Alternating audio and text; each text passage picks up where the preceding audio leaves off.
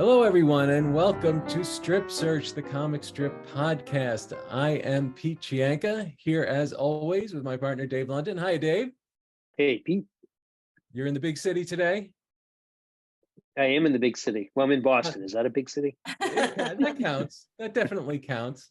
As our regular followers know, typically we do a little banter before we get going, but today we are skipping the banter. We are banter less. Do you know why that is, Dave?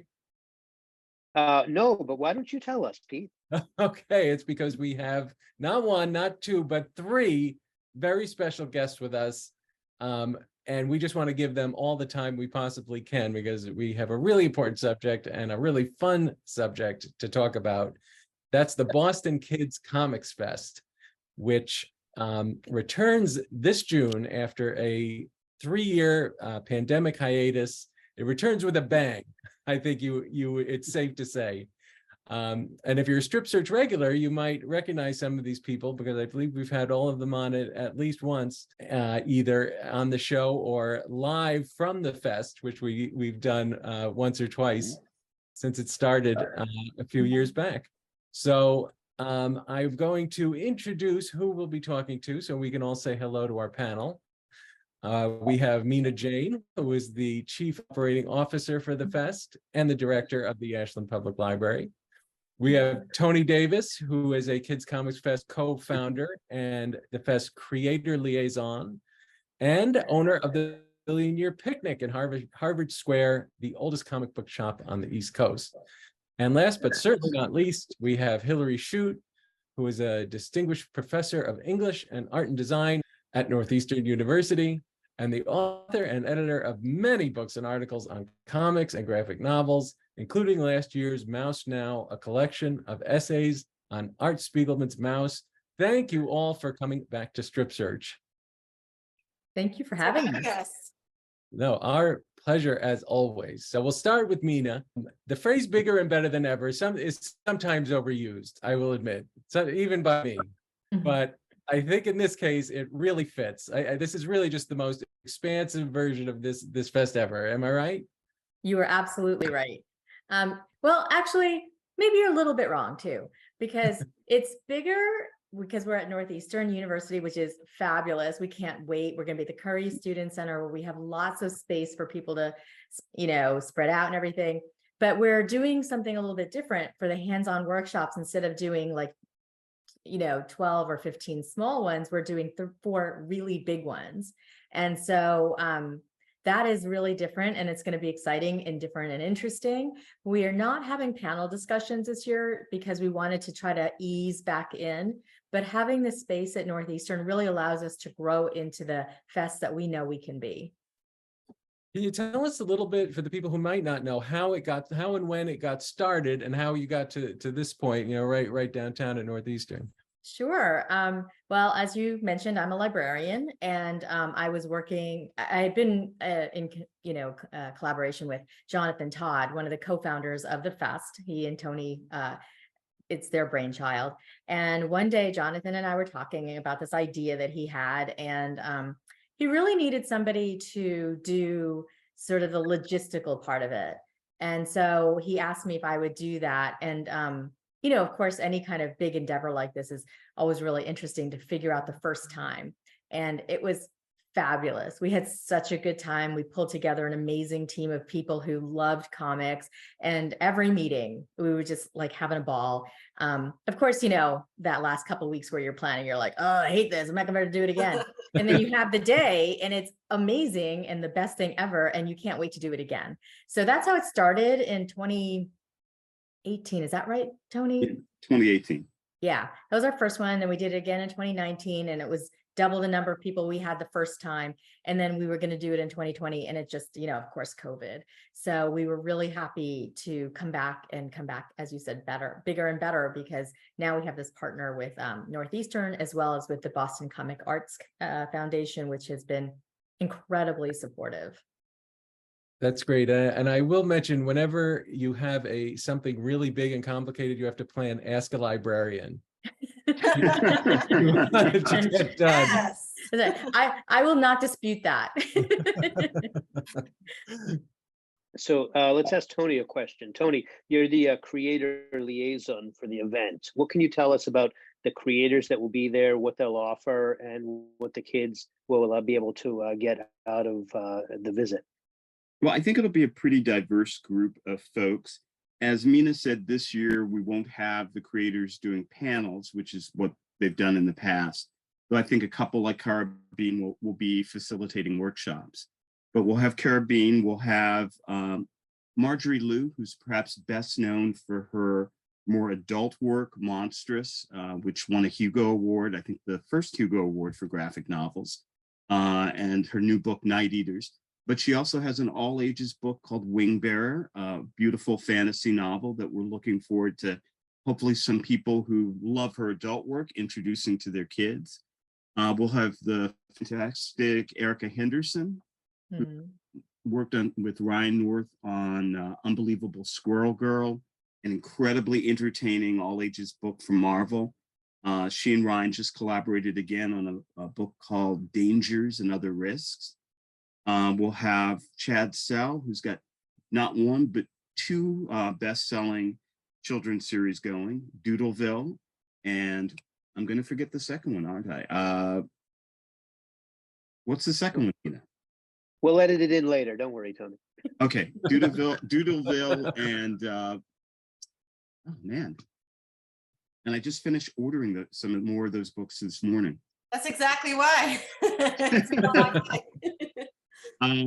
So we'll have Chad, and we'll also have Michelle Lee Nutter, who collaborated on two graphic novels, Allergic, which strikes a tone with me because I have a ton of food allergies. And I'm forgetting the second book that she has that just came out, Squished, with the same collaborating partner. And then we have, let's see, Amy Chute. Oh, Amy Chute, who has written an incredibly diverse amount of stuff, has written a lot of books, Red Sonja, Green Hornet. She wrote Kiss comics for a while, but she's got a kids graphic novel series, which will have the first two volumes. And she'll have a couple of other sort of all ages books that she's worked on. One, I think, is a science, superhero and science book that she collaborated with, I'm getting really old. The woman who I think is the host of Jeopardy now. Mayim Bialik? Right, she yes, thank you. From the Wonder Years, no, wait, no, Blossom. Blossom, Awesome. Yes, and there's another book I think called Flash Facts that she'll have there. And then I feel like, oh, I keep forgetting the woman who has one graphic novel, Wombat, but she also has a series of beautifully illustrated children's books. And her name is? Maddie Frost. Maddie Frost. So it's a diverse group of people. For this first festival, we were trying to keep with people who are a little more local. I think next year we'll cast the nets for a few people from across the country. But I think it's a great group of folks. And one of the things that Amy Chute will also bring up, I think, is she has a brand new comic book coming out on sort of the struggles and development of the Asian American community in the United States over time. And I'm looking, she sent us some advance copies for Free Comic Book Day, which was the first Saturday in May, and I'm hoping that she'll bring a pile for this show. That's great. I mean, what a great, and sadly, in some ways, timely topic that is, because there's been so many challenges there, but that's terrific. I mean, it's one of the topics I think that you see running across a host of graphic novels for young readers and middle school readers, people from the Latinx communities, the Asian communities, Middle Eastern communities, Afrocentric communities, these questions of the struggle over generations to achieve equality in America and how that struggle continues. So both the triumphs and the shortfalls. So I think we'll see a lot of material at the show that kind of talks about those topics, among a wide variety of other things. I mean, it's so important. Actually, maybe this is a good transition to you, Hillary. You know, these voices are being silenced in so many places for whatever reason. Certain factions don't seem to want these stories told. So how does an event like this that helps to introduce some of these works and concept to kids, why is it, you know, why are they important, I guess, to the kids who might just be discovering that this type of comic strip or comic or graphic novel, you know, telling stories beyond, you know, what they might be familiar with? That's such a great question. I think there's something so powerful about comics in that regard, in terms of bringing audiences into certain kinds of storytelling around identity and marginalization, because kids can not only read the story, but they can also look at characters and look at drawings and see people who look like them and see people who look different from them.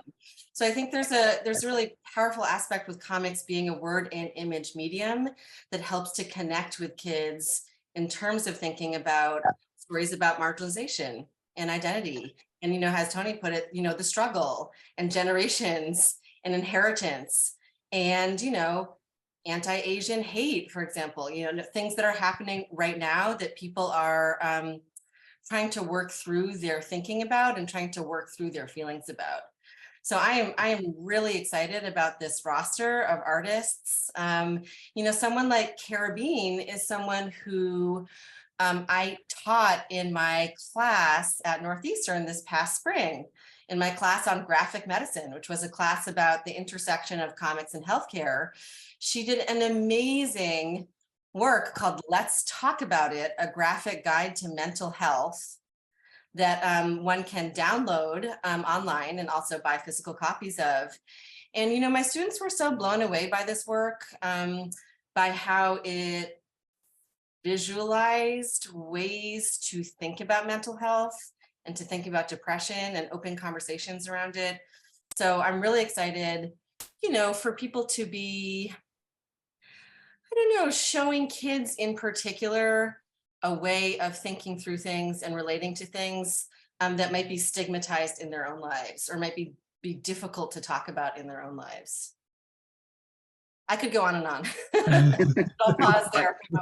No, absolutely. Well, let me ask you this, and actually this may be something for Meena and Tony to offer as well. So one of the or another goal of the mission, another a mission statement, I guess, as how it would be properly characterized, is to encourage children in their own artistic talents, dreams, and endeavors.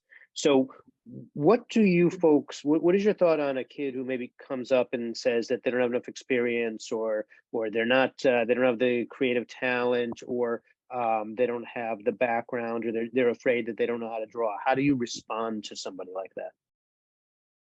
Have you all ever read The Dot by Peter Reynolds? It's not a graphic novel, but it answers that exact question, is that anybody can be an artist if they just do it, if they just put a dot on a piece of paper and then see where it goes. And I think that that's what we do at the Fest, is we give children the opportunity to see that they can draw anything, and it doesn't have to be, you know, there's like this whole range of talents that kids have. So, you know, I can make stick figures, they're gorgeous, but, you know, like other artists have different talents, and that's where we, I think, really excel in allowing children to see themselves as somebody who can do anything. Great answer. Tony, what do you have to add? Well, you know, one of the things we've had is sort of an open door policy over the years of just buying at least small quantities of any zine, any mini comic that someone walks into the store with. And I think really this, not just the Boston Kids Comics Fest, but Mice and Comics in Color and PalmCon, which is going to be debuting this fall, all try to reach out to communities of people who want to put their voices on paper, but don't know how, and certainly don't know how to connect with audiences. And I know when the Boston Comics Roundtable, which is a local organization that's sort of an umbrella group of cartoonists, some of whom are the people behind BCAF, some of whom are the people behind Mice, when they first started meeting and when they first started publishing anthologies, I was surprised to find out a number of customers that I'd had for years who I didn't know were creative, were writers and artists. And this was their first chance to start putting together 4-page, 6-page, 8-page stories for these anthologies. And I think particularly with kids where, the future is this bright road for many kids, for some kids, maybe not, but it offers up a world of possibility. And every workshop that I've ever helped to facilitate, because we usually do one a year, we used to do one a year at the main Cambridge Public Library, just amazed by the number of kids and the diversity of kids who turn out, who will sit there and draw an 8-page story, in a 1 hour or 90-minute work. And they're amazing, and they have so much fun doing it. So, I think there's a cartoonist named Jim Woodring, who's an amazing illustrator, very well-known alternative cartoonist in the US. And I remember witnessing this very sweet exchange between him and Braden Lamb, who's a local cartoonist who has been part of the group that puts together the Mice Festival. And after Braden walked away, Jim explained to me that when he was a cartoonist as a younger man in Seattle, he wasn't making enough money from his comics to support himself. So he taught cartooning. And Braden had been one of his students when Braden was in middle school. Wow. Yeah, so here, 10, 15 years later, Braden and his wife have won awards, producing art for Adventure Time and other graphic novels. Braden is a highly demanded colorist for a number of key, graphic novel authors. And so for Jim to be able to see here's one of the kids who used to come to my house and I would teach him how to draw in my living room. And he's actually a sustained professional cartoonist now. So I think, with any luck, we will all be able to look back 10, 15, 20 years from now and see that some of the folks who came to our festivals have also achieved that, have either become very happy, gifted amateur cartoonists, and with any luck, we'll produce some professional cartoonists as well. That's awesome. And I just want to confirm Tony's assertion that he will carry even the most obscure works, because he has Dave in my book. in his book. Which we love. And I actually, bought Dave, it there. There you go. yeah, you may That's where I have. got it. You're the one. So Dave had mentioned about the about the mission statement, and I just wanted to go back for a second. I love how the fest has such a clear mission, multi-part mission statement, and you could see it if you go to the website. And I think this is not to slight some of these, bigger, Wicked Comic Con or whatever, but the mission seems to be, let's make as much money as we can from these people. And, and to see the goals of something like this, one of the others, I think, was to elevate the place of comics in American culture, which I think is such a terrific goal. And maybe you could talk a little bit, and Hillary, maybe this is a question for you also. Are we reaching the point where it is much more of a respected medium for expression, certainly more so than it was 50 years ago, but even in the last 10, 15 years, it feels like we've maybe reached a new level with that. Absolutely. I think that's there's a lot to say on that question. And first, I just want to mention, you distinguished between the Boston Kids Comics Fest and other even sort of local Comic-Cons in terms of commercialism and making money. And I think part of the reason the Kids Fest is such a great fit with Northeastern, I can say as a Northeastern professor, is because of the goals that you just mentioned, because of these goals around expression and teaching kids to express themselves and to think of themselves as artists, whether or not they're professional artists or not, to teach themselves to think about creativity and diversity and community. And this is why we were so excited to partner with the Kids Fest, because it's not just about making money. It's about something that every professor and administrator at Northeastern can get behind. So it's been really exciting for me to have colleagues come up to me and say, oh, I'm bringing my kids, to the Yeah. festival in a few weeks. And it's like a way that I get to relate to my colleagues, in addition, of course, to, the idea that it's an all ages festival and people of all ages will be excited to be there. Now, what has really inspired me about the Kids Fest in particular is the way I think it works alongside the momentum, and Tony can speak to this too, and Meena, obviously, as a librarian, of kids comics today. So, I'm a person who first got interested in comics as a kid, but, as a person making a living, my scholarship is mostly about comics for adults. But what I've noticed as a person who just writes about and thinks about comics all the time is that, like you said, even in the past 10 or 15 years, the momentum around kids comics has grown and grown and grown. So now, at my local bookstore, aside from Millionaire Picnic, the Harvard bookstore, there's not only a comic section, which blew my mind when it appeared, 20 years ago, but now there's a dedicated kids comic section, and it's huge, right? So they have adult comics and kids comics separated out, and that's recent. That just happened. And librarians have been leading the way on this for so long. They've been, really a group in our wider culture who has been, waving over here, hey, comics are smart and help kids and build literacy. And, so they've been towing that line and waving that flag for a while.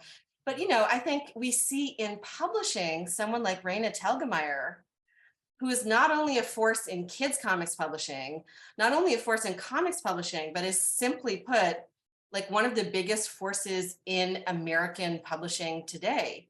A couple of years ago when her book Guts came out, I think it had a 1 million copy first print run. So that's industry wide an enormous figure. So I think we can see with just, one example of a popular cartoonist, how there's an appetite for kids comics today. And that's what's so inspiring and so moving to me. That's awesome. I think, oh, you first, Meena. Okay, well, just two things. One is that I think we still see educators and parents coming into the library saying, oh, I want them to read a real book. So we're still moving in that direction. There's still people that don't consider it. But my take on comics is that I think that the genre has grown and expanded so dramatically in the last 10 years that there is something for every kid if they're allowed to read it. So they're reading biographies, and they're reading, history, and they're reading, they're learning in so many ways that some people are still holdouts on that. Not as many as before, but definitely they're there. But I think the kids' demand is so high that it's making a change in that perception as well. And the other thing I wanted to say about the fest is that our tagline is read comics, write stories, and make friends. And the tagline is because we know that some of these kids are marginalized in their own spaces. So this is a space where they have a common interest, and they can create and be safe and make friends with people that have that same interest with them. And so those two things I think are super important about your question and about the fest. So, and I was going to say this boom of all ages comics, kids comics, has been tremendous. There's a point 15, 20 years ago where it was just dramatically sad how little stuff there was to bring young readers into comics, particularly as superhero and mainstream comics began to be more for like teen plus and adult audiences. And sort of from, I don't know, the foundation of Bone by Jeff Smith, suddenly, and then Raina Telgemeier comes along, and then some other books, and suddenly we built this incredible array of creators and books where it's not just for kids. I had a young woman this morning who bought 5, middle grade to teenage books: Bella Ball, Parachute Kids, Mia. And she gives me her $100 stack of books and says, And I actually handed her a card for the festival, and she said, "Is there anything that seems wrong about an adult who wants to read lots of kids?"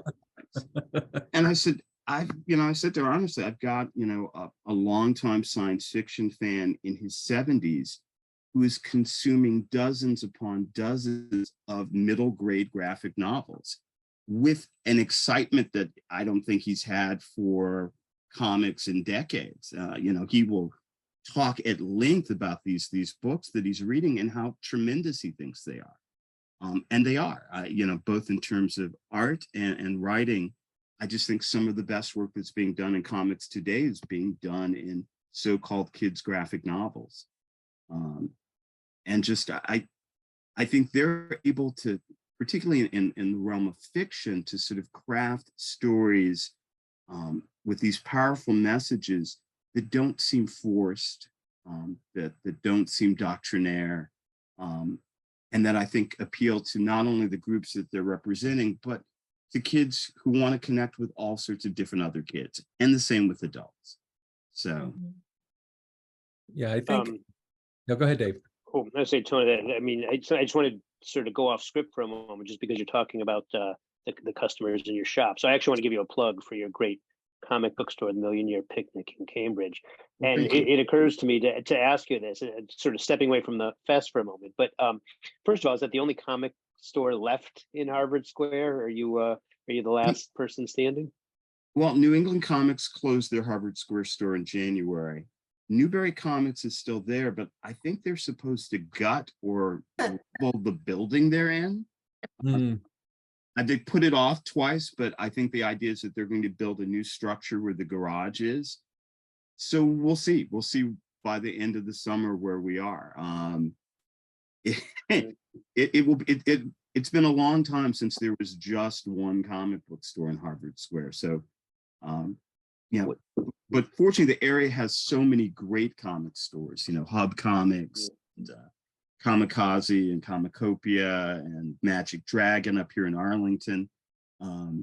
So maybe we don't need multiple within a couple of square blocks, but it's good to have for thriving neighborhoods to have their own comic books.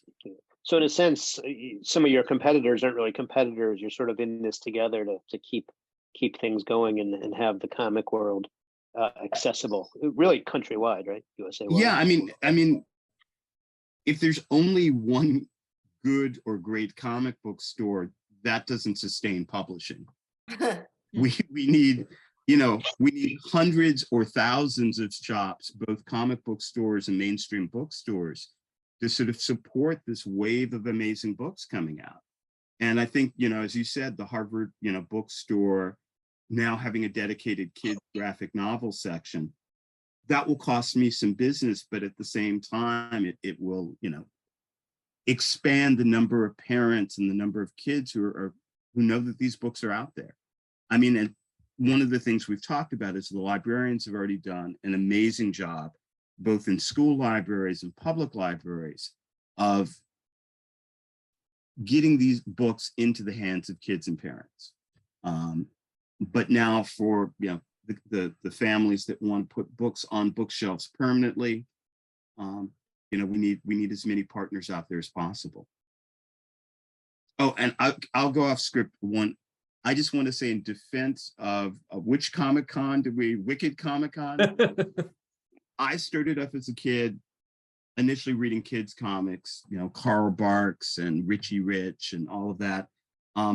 But I got into comics as a super fan because of mainstream comics, superhero comics. And I will say that Wicked Comic Con, from what I can tell, not that I went, but I gave passes to other people, seemed to have been a comic book convention about comic books, not about pop figures or any of that stuff. And the folks I know who went seemed to have a great throwback kind of time. So I have to admit, I don't table at shows like that anymore. One of the things I love about MICE and about Comics in Color and the fest that we're going to be having in a couple of weeks is that they're festivals for people who read books, not necessarily collect books.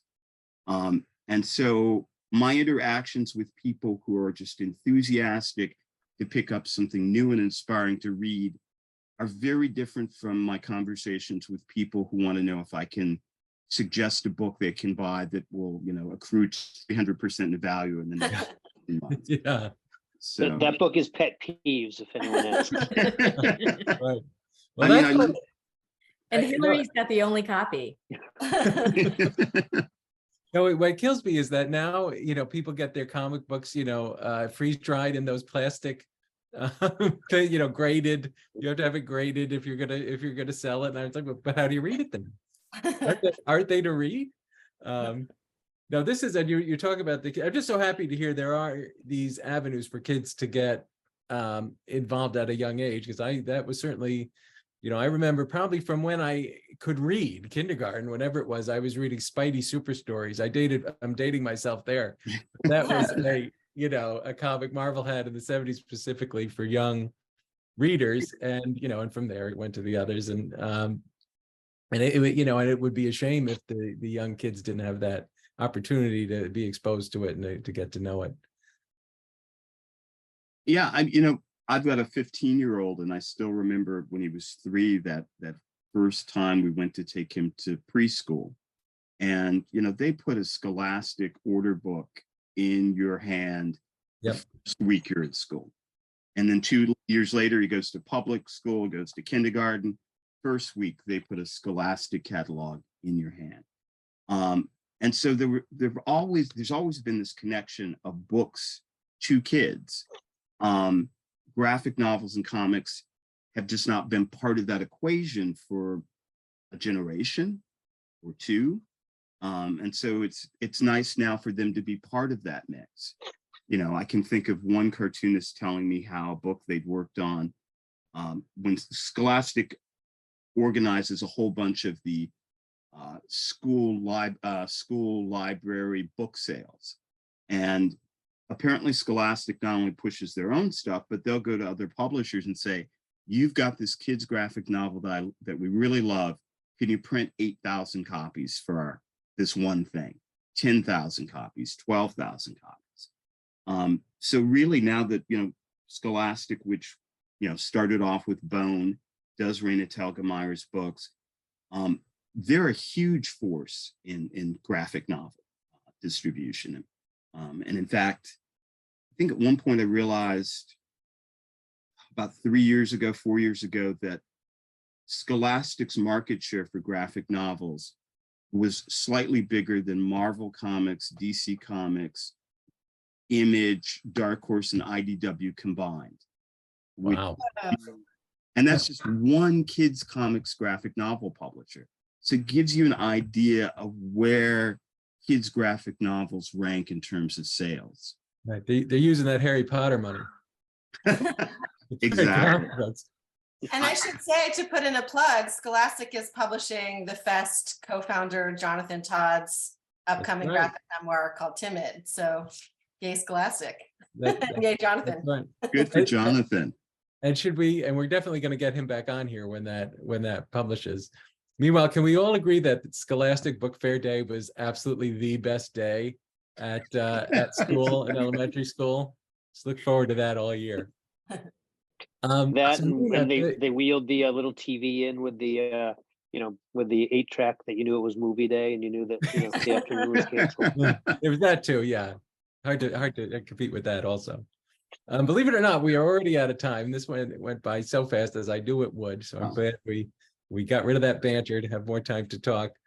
But Meena, so this is your chance to finish up by telling people everything they need to know about the fest that we have yet to mention, or where they could find the information if they're looking for it. Okay. So the fest is on Saturday, June 3rd, from 10 to 5 p.m. and it's at Northeastern Curry Student Center. There are directions, maps, all of that stuff, and all of the information about how to get there on our website, bostonkidscomicsfest.org. And it has a listing of all of our workshops, our masking policy, our exhibitor list, our sponsors, our team, everything, our mission, as you had mentioned. So on our website, you can find all of the information about everything about the fest, and you can certainly contact us if you have any questions or comments or want to donate or participate next year. So it's going to be a day of fun and friends and comics and books and food and just an amazing time. That's awesome. So we encourage everybody, get on the T, take it out there so you don't have to find parking. Mm-hmm. We're going to cross our fingers. But it's the T, so give yourself plenty of time. Give yourself some extra time, but we still are giving the T the benefit of the doubt. And get there, at some point during the day to enjoy. It's just such a great group of people. So much fun. Dave and I will be there doing our pet peeves thing. Hey. And we're looking forward to seeing everybody. Before we sign off, if I can just apologize to Chad Sell for forgetting the delightful Cardboard Kingdom series, which is the title I couldn't remember. Excellent. Meena Jain, Tony Davis, Hillary Chute, thank you so much for taking the time today to talk about everything you do and the Kids Comics Fest, and for joining us here at Strip Search. We will have information about the fest and all the other things we talked about today on our website, petpeevescomic.com/podcast, in addition to the audio and video from this session. And we hopefully will see you all at the fest. And everybody else, we will see you next month for the next installment of Strip Search, the Comic Strip Podcast. Thanks, everybody. Thank you. Thank you.